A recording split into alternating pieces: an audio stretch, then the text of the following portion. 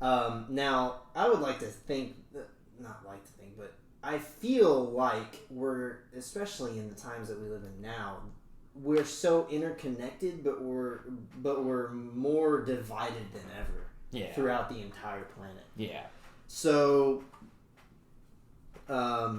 it's just interesting that pops in my head, because I've also tried to play thought experiments of like what it would be like to be somebody else. Like, I haven't done it with you guys, but like whenever I was in school, this was whenever it was happening, which is like somebody else's experience. And it always seems similar. And I had a friend that I used to work with. His name was Chisholm, and he basically said everyone around us that we surround ourselves with are just different aspects of our psyche and our soul. Yeah, which is that's a very Jungian thing to say. Like he was big. He came up with the concept of the collective unconscious. So it's a very I don't fully understand it myself, but it's a very, very abstract idea that there is this realm that we all have access to, and yet we're all sort of it like your own unconscious. You have access to it, but you're sort of like you're cut off from it. You know what I mean? Like it's there, but you can't go to it willingly. It comes to you in dreams and things like this. Well, the idea behind the collective unconscious was like the archetypes and the hero's tale. There's a reason that there's so many grand epics that all follow this hero's journey, and it's because it's actually part of this collective unconscious. It's actually it's a framework. It's a meta framework that forms our own cognitive frameworks. One example could be like the zeitgeist. The overall just cultural like the spirit of the culture. Yeah. That's a really good sort of microcosmic example of it. Like there's the American zeitgeist, which is just all those things in the memes. You know, like Joe Rogan is a big part of the American cultural spirit. Like people get tattoos of the guy. Like they do. Like people get tattoos of the guy. There's sports, football, basketball, baseball are a big part of that, and it's just sort of it's almost like infants know. American infants and toddlers know what football is, just because it's so prevalent there. If they were raised right. And it's the same thing with the collective unconscious. Is like there's a reason that as a child you can watch a Disney movie for the first time, like Hercules or Peter Pan, and you're just like that, because it shows something it actually reflects something that's already there within you that you might not have even known was there, but this reflects it on a level that you can understand. Well, and children especially, I would think, are a lot more, I would say, spiritually sensitive to these things. I would agree with that. I mean, even to this day, there are several Disney movies that I saw as a child that I after that point, even at a very early age, I was like, I'm never watching this again. It was just, there were aspects of it that were just painful, dark. Mufasa dying. Why? Yeah. For some reason, Lion King was acceptable to me. It's a parent dying, bro. No, I was talking more like Pinocchio or Bambi. Okay. Yeah. Bambi's pretty fucked up too. Yeah. Bambi's pretty sad. Pinocchio is a good one. I like what was it about Pinocchio that was jarring? I would say, well, having looked into it a little bit more these days, the idea of a guy going around trying to find wayward children and whisk them away to what do you call it, paradise or something, and it made it Pleasure Island. Was it Pleasure Island? It was Pleasure Island or something like that. Something about just kidnapping children. Even at an early age, like I didn't fully understand the concept. It was like, I understood the concept, but I didn't realize how prevalent it was today. It talks of like sex trafficking, things like that. But that's just part of dulling us down to the idea. Yeah, as children. And but even as a child, I would watch that stuff, and some of these characters it terrified me, and I just felt these like stabbing pains just inwardly, and it was just like, I don't know, it manifested viscerally, and I just didn't like it. I mean, I still watch the thing through because most things that I start, as far as movies and games, things like that, I like to see it all the way through at least once. But after that, it was just like, I don't want to relive that. See, now here's the more, I guess, benign take on Pinocchio. Is you have this idea of. So, what do you remember? What was on Pleasure Island? I don't remember a whole lot. It was essentially an old theme park. Okay. It had rides and candy and cotton candy and Ferris wheels and games and all. It was Pleasure Island. It was literally all of a child's greatest pleasures. Mm-hmm. It was bright lights and loud noises and activity dawn to dusk. You could stay up as late as you wanted and sleep whenever you wanted and all of this kind of stuff. And the thing it's this notion of, do you, like, at one point or another, you have to sacrifice your childhood. Yeah. You have to give up your childhood in order to function in the world. Yeah. Because the only other way that you can go about things is this Pleasure Island. Mm-hmm. And that's take no responsibility for anything going on. Like, take no responsibility for your life. Take no responsibility for your ethical and moral being. Take no responsibility. And not have to sacrifice your childhood. You actually sacrifice the rest of your life for a hedonistic existence. And so that's from more of a psychological standpoint. I would disagree to an extent that, I mean, yes, physically we get older, mentally we mature more. But I mean, from my background, like even in Scripture, Jesus was telling his disciples that, like, I tell you, unless you become like a little child, referring to their faith, that you cannot enter the kingdom of God. And there are, and it's like, it also goes into the whole aspect of, like, as you get older, there's no reason you can't still have fun. There's no reason why you have to completely, willingly, like, sever that childlike innocence or that wonder of activities and things like that. Think of the rest of the movie of Pinocchio. He doesn't stay on Pleasure Island. Yeah. He leaves. Mm-hmm. He takes responsibility and he leaves. And he finds his father.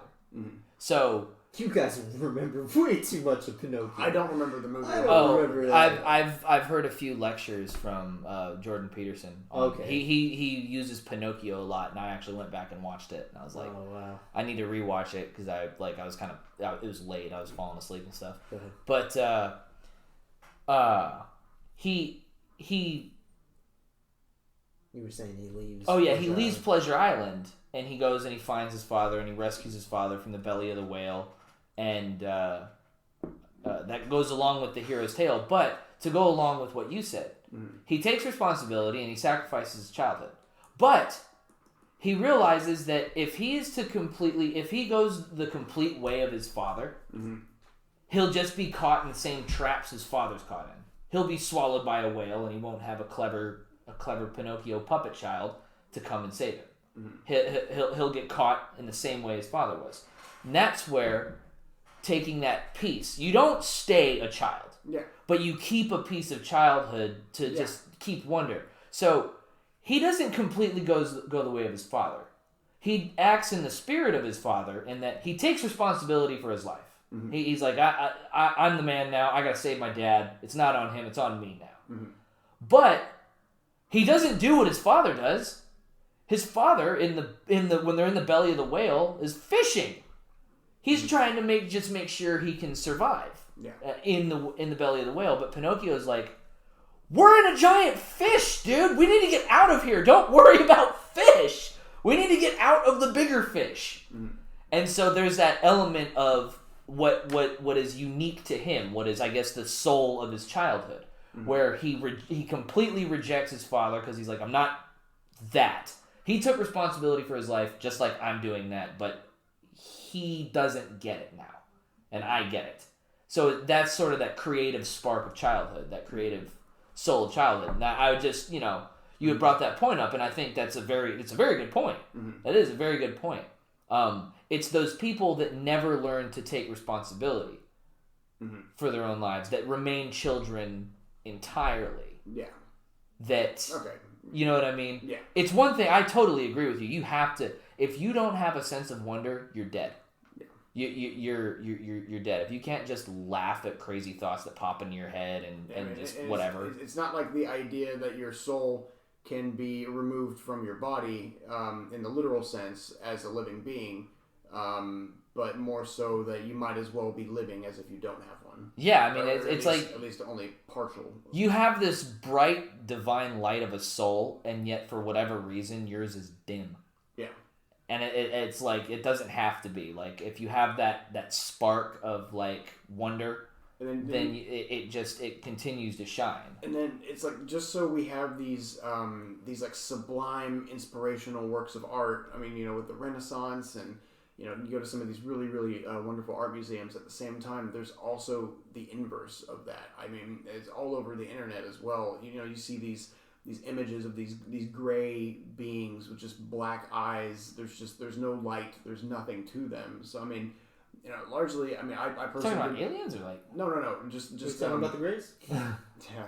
I mean, just like the personification of a being who lacks a soul. Oh, okay. Because you were talking about it in an art museum, and then you just kind of vaguely described an alien, and I was like. Oh no! But you said the black eyes and all that. No, I don't mean it as in like the eyes are black. I mean they're not there. There's just like a hollow, and it's just like shadow. Yeah, I get what you're talking about. Just kind of that idea. So I mean, I get what you're talking about. We some of our more talented artists, they've been able to personify in a sense somebody who has like the light of life versus you know these. I mean, obviously they're not like we haven't seen. Things like this, it's more just like a personification of the notion of being without a soul. Yeah, and it's a creepy one because if you've met somebody who's lost that childlike light or whatever, and it really is there is a certain like dimness to them that it's kind of like. I encountered it the other day at work where we've had some customers come in, and I don't know, it's like it's not something you can visibly see, but there's an aura. There's a feeling. There's a feeling at least that people give off, and I've seen so many people. There's just nothing there. Yeah, and it's sad. Like I feel for them, but at the same time, you know, it's not my place to be like you know. Hey, why don't we grab a seat over here? Like, why don't you tell me what's going on? I mean, because one, I don't necessarily want to do that. When you have your own struggles, right? You've got your own things to deal with. Yeah. Sometimes it's rough to deal with other people's absence of that. That, and I mean, you know, if you're at work, time and place, right? Yeah, right. But you know. At the same time, the other day, like I saw the exact opposite of that. This couple came up, and they were just emanating joy and peace, and it was astounding to me because like it doesn't happen to me very often anymore when I meet people like that, where just being around them, everything about them was pleasant. They were the sweetest people. Those people make your day. Yeah, they did.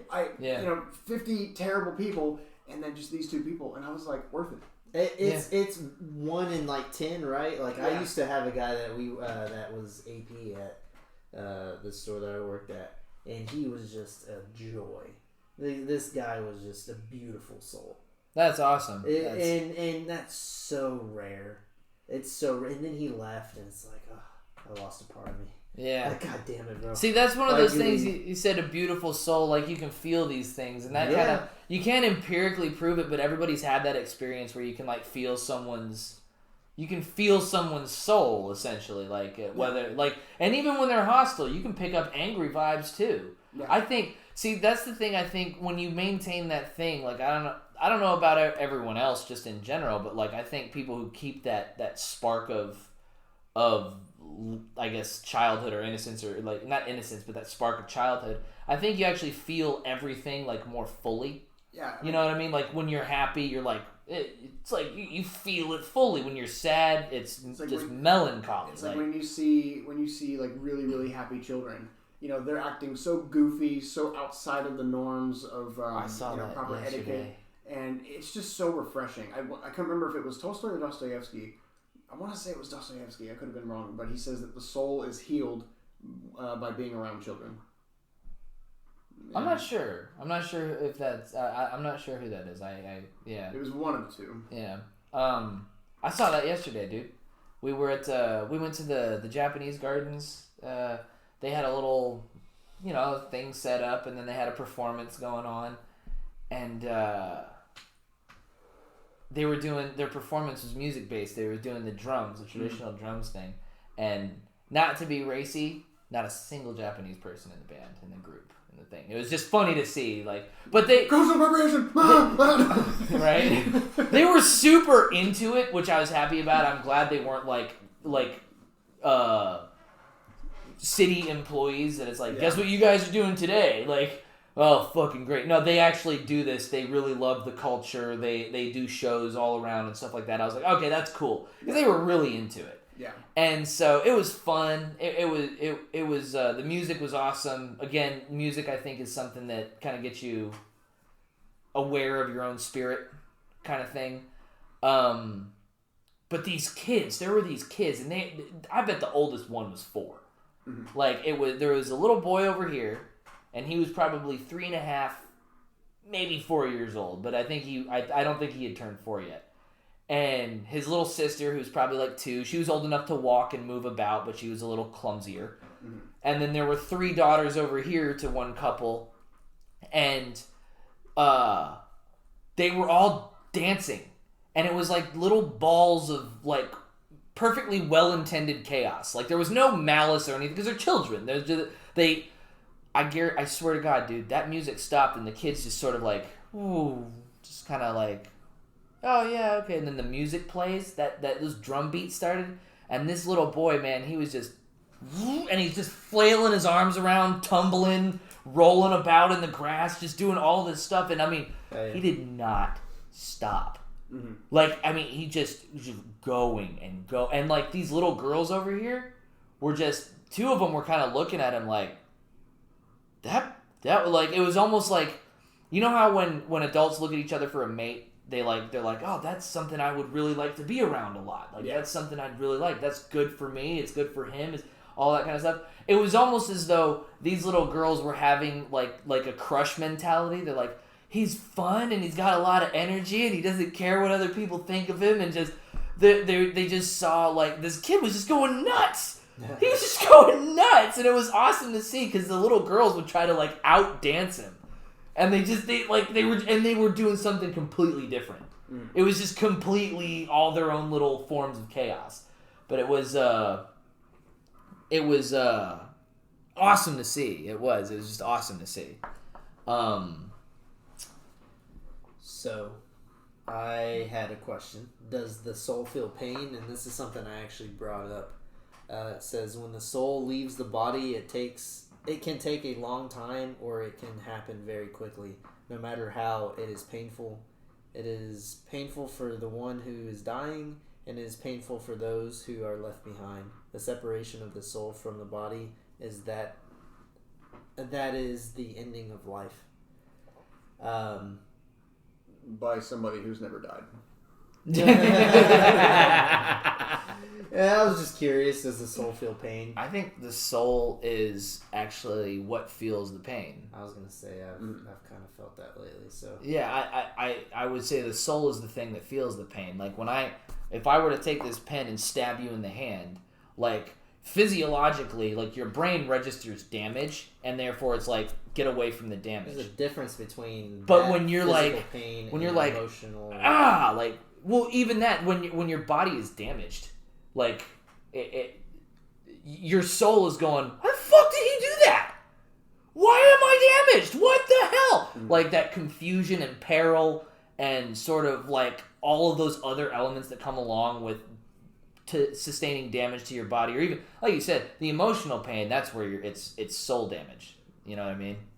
But if even something like being stabbed with a pen, there's a difference between being emotional about something and like losing my dog. That was pain of the soul. Like, there was no other pain like it.